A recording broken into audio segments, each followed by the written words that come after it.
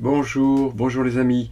Et je voudrais vous faire une vidéo parce que j'ai reçu un petit message sous une de mes vidéos qui m'a beaucoup touché et j'ai eu envie d'y répondre. Alors c'est une dame apparemment qui s'appelle Mary et qui me dit ceci: je suis chrétienne baptisée à 35 ans.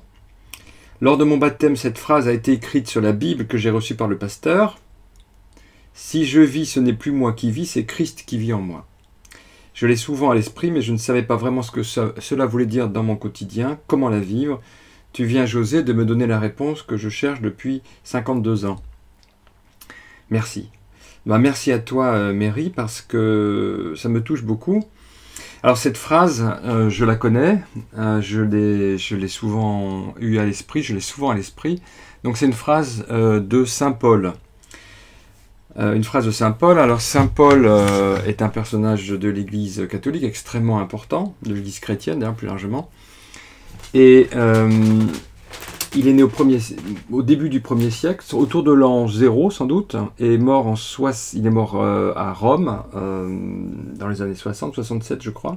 Il était de confession juive et il persécutait les chrétiens, jusqu'à ce qu'il ait un éveil dans les années 30, en 31 je crois, donc autour de 30 ans. Il a un éveil très célèbre, c'est sur son chemin de Damas, et la légende dit que il est tombé de son cheval, et il est resté aveugle pendant 3 jours, avant de recouvrer la vue, de se faire baptiser et de devenir un évangéliste, en fait, quelqu'un qui va ensuite transmettre la parole du Christ. Et donc, dans ces lettres, qui sont les plus anciens écrits du christianisme, c'est avant les évangiles, dans ces lettres, notamment dans la lettre aux Galates, il y a cette phrase que Mary a donnée. La phrase dit ceci: « Si je vis, ce n'est plus moi qui vis, c'est Christ qui vit en moi. » Si je vis, ce n'est plus moi qui vis, c'est Christ qui vit en moi. C'est une phrase extrêmement profonde et j'aimerais vous proposer mon interprétation de cette phrase. C'est une manière de parler de son expérience spirituelle en fait, très simplement. Si je vis, ce n'est plus moi qui vis, c'est Christ qui vit en moi. Alors voilà. D'abord, il dit ceci: si je vis, ce n'est plus moi qui vis. Donc, il y a une sorte de paradoxe, une certaine forme de paradoxe. Je vis et cependant je ne vis pas. Je vis et cependant je ne vis pas, Christ vit en moi. Donc, pour moi, si vous voulez, ça veut dire que notre moi, José pour moi, et Saül pour lui, puisqu'il s'appelait Saül, notre moi, après l'éveil, cesse d'être au centre de notre vie, cesse d'être au centre de la présence. Et ce qu'on découvre au centre de la présence, c'est ce qu'il appelle Christ.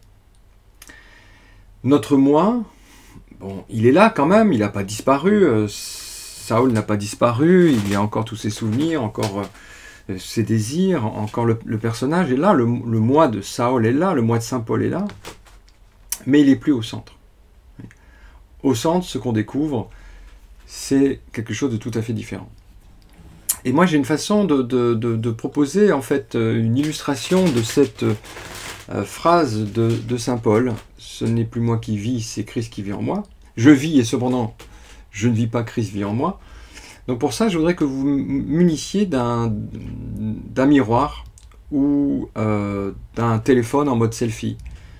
D'accord? Donc mettez, si vous le voulez bien, la vidéo sur pause et allez vous munir d'un petit miroir ou d'un téléphone. Ok, donc si vous avez un miroir ou un téléphone, mettez-le à bout de bras, comme je le fais là. Mettez le miroir à bout de bras. Et faites apparaître votre reflet dans le miroir ou dans le téléphone. Donc là, vous voyez votre visage. Moi, je vois le visage de José, vous voyez le visage de votre personnage.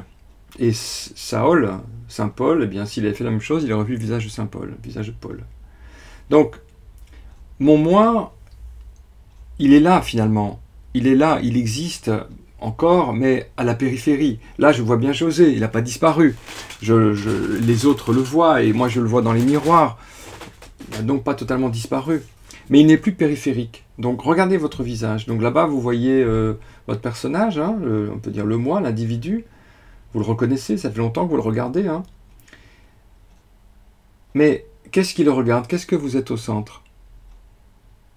Alors, pour cela, pour découvrir ce qu'il y a au centre, je vous invite à prendre votre doigt, ceci, le doigt donc, du coup de la main droite. Hein, vous avez le miroir dans la main gauche, et prenez le doigt de la main droite, et vous pointez vers le miroir. Donc là, vous pointez vers le visage. Hein, le visage de votre moi, on va dire, hein, de votre individualité. Okay. Qui a un certain âge, qui a des caractéristiques. Vous voyez qu'il a une forme, vous voyez qu'il a des couleurs, vous voyez qu'il a un âge, vous le connaissez. Donc forme, couleur, âge, vous voyez qu'il est complexe, compliqué, il y a plein de détails. Très bien, maintenant vous faites remonter votre attention et donc vous faites remonter votre doigt le long du bras. Donc d'abord vous pointez avec votre doigt vers le poignet, puis vous continuez de pointer le doigt vers le creux du coude, vous pointez ensuite vers le biceps, vers l'épaule, et puis vous pointez vers ce à partir de quoi vous regardez. C'est-à-dire vers l'espace qui regarde. Donc qu'est-ce que vous découvrez dans la direction du doigt, au-dessus de vos épaules? Est-ce que là vous découvrez une tête? Est-ce que vous voyez une tête? Est-ce que vous voyez une forme? Quelle forme? Est-ce que vous voyez une couleur dans la direction du doigt? Quelle couleur? Rose, blanc, vert, jaune? Est-ce que vous voyez un âge dans la direction du doigt? Est-ce que vous voyez quoi que ce soit en fait? Donc ce doigt pointe-t-il vers une tête dans laquelle vous seriez enfermé? Est-ce qu'il pointe vers votre moi, votre individualité? Ou est-ce qu'il pointe au contraire vers un espace sans couleur et sans forme, sans limite aussi, sans limite et sans âge?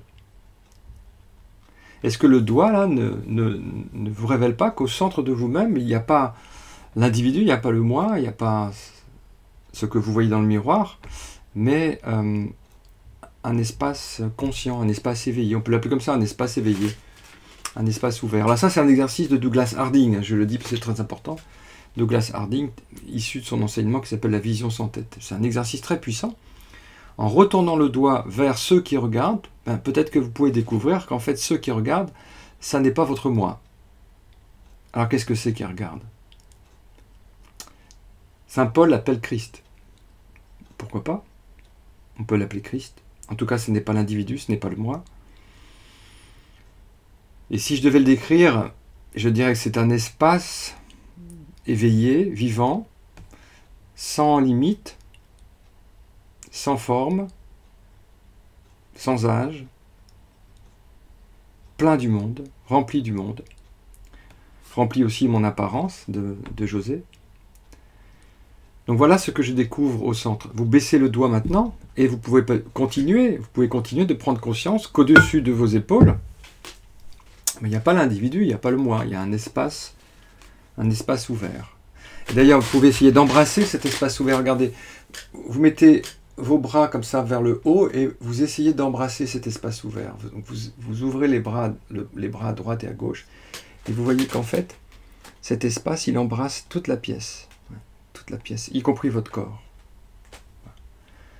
Donc ce à partir de quoi vous regardez le monde, ou plutôt ceux qui regardent le monde, c'est un espace de conscience sans limite et sans forme, sans âge. Et c'est ça qu'a vécu Saint Paul. C'est ça qu'il a vécu. Parce que du coup, si maintenant vous reprenez le miroir ou le téléphone, vous pouvez dire avec Saint Paul, je vis. Oui, je vis. Je vois bien mon ego, mon moi, il est là, il n'a pas disparu. Je vis. Et cependant, je ne vis pas. Et cependant, je ne vis pas parce qu'au centre, il n'y a pas Paul. Au centre, il n'y a pas votre individualité. Christ vit en moi. Au centre, il y a cette présence qu'on peut appeler Christ. Je vis, mon individu n'a pas disparu. Il y a bien quand même mon moi, c'est vrai, mais il est périphérique. Il est périphérique. Je vis, et cependant, je ne vis pas. Je ne vis pas parce qu'au centre, je ne trouve pas l'individu. Je trouve cet incroyable mystère, cette incroyable présence que je ne comprends pas d'ailleurs du tout, mais que je vis, que Paul appelle Christ, et qu'on peut appeler Christ, que Christ l'appelait le royaume. Le royaume, c'est le royaume. D'ailleurs, le royaume est en vous, disait-il. Voilà, en effet, exactement au centre. Oui. Moi, je trouve que c'est ça qu'on devrait enseigner dans les églises, en fait. C'est-à-dire qu'on devrait enseigner dans les églises à faire l'expérience mystique que fit saint Paul et que firent tous les grands mystiques de l'église, tous les grands... Ah, toutes les personnes qui ont réalisé aussi cette expérience spirituelle.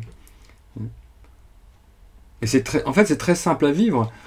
Beaucoup de chrétiens imaginent que ce genre d'expérience n'est accessible qu'à des saints, des gens extraordinaires, comme saint Paul, comme saint Augustin, comme sainte Thérèse d'Avila, saint Jean de la Croix, etc. Mais en fait, c'est une réalité accessible à tout le monde. C'est notre héritage. Nous sommes tous invités au banquet divin, si vous voulez. C'est notre héritage. C'est vraiment... Et en plus, vous voyez que c'est quand même super simple. On ne peut pas faire plus simple, puisqu'il suffit de retourner son attention vers ceux qui regardent, vers la source, là, à partir de laquelle vous êtes en train de regarder cet écran maintenant. Donc je vis, et cependant je ne vis pas, Christ vit en moi. Vous pouvez tous le dire maintenant. Exactement comme ça. Ouais. Alors on peut lui donner un autre nom que Christ. Hein. Cet espace a eu plein de noms. En Inde, par exemple, on va l'appeler Atman Brahman, qui veut dire le soi immense. On va l'appeler conscience, Chit, Chaitanya, conscience aussi. On va l'appeler nature de Shiva. Les bouddhistes l'appellent nature de Bouddha. Ils l'appellent Rigpa, qui veut dire aussi présence. Donc voilà, on peut l'appeler présence, on peut l'appeler être, on peut l'appeler comme vous voulez en fait. Tao, pourquoi pas. Ouais. Cette présence, de toute façon, est au-delà de tous les noms. Mais pourquoi pas Christ? Puisque nous avons ça aussi dans nos traditions. Oui. Donc là, je vous montre un tableau de Caravage qui montre saint Paul ayant son illumination, attendez, voilà, ayant son éveil sur le chemin de Damas. Il tombe de cheval et on dit qu'il ne vit plus rien pendant 3 jours. D'ailleurs, Maître Eckhart fait des commentaires sur cette expérience, mais le mystique chrétien Maître Eckhart du XIVe siècle, et il dit saint Paul ne vit plus rien. Le rien, c'est justement le néant, quoi. C'est ce vide là qu'on découvre ici, qui est rien en effet, qui est une non-chose. Donc je pense que je ferai une vidéo un jour sur cette interprétation du rien. Voilà, donc très belle peinture de Caravage. Voilà, donc retournons cette phrase. Je trouve que c'est presque comme un mantra. Hein. Je vis. Oui. Voilà, mon individualité continue d'être là, à la périphérie. Je vis. Et cependant, je ne vis pas. Ah, mais en fait, au centre, ben non, c'est plus José. C'est plus l'individu. Cependant, je ne vis pas au centre. Christ vit en moi. Voilà, cette présence. C'est elle maintenant qui vit en moi. Alors après, évidemment, il ne suffit pas de le voir une fois pour le vivre au quotidien et tout le temps. Après, il y a une pratique, bien sûr, une pratique de l'attention, une pratique qui consiste à revenir encore et encore à cet espace, au Christ, si vous voulez, à revenir consciemment à cet espace à chaque instant. Mais c'est toujours aussi simple, hein, il suffit toujours de retourner le doigt de 180 degrés. Pour vous, c'est vers là, vers l'espace qui regarde. Voilà. Voilà les amis, donc merci à Mary qui m'a donné l'occasion de faire une vidéo sur cette phrase de saint Paul, phrase sur laquelle je voulais faire une vidéo un jour parce qu'elle est magnifique. Donc c'est dans l'Épître aux Galates de saint Paul. À bientôt, au revoir.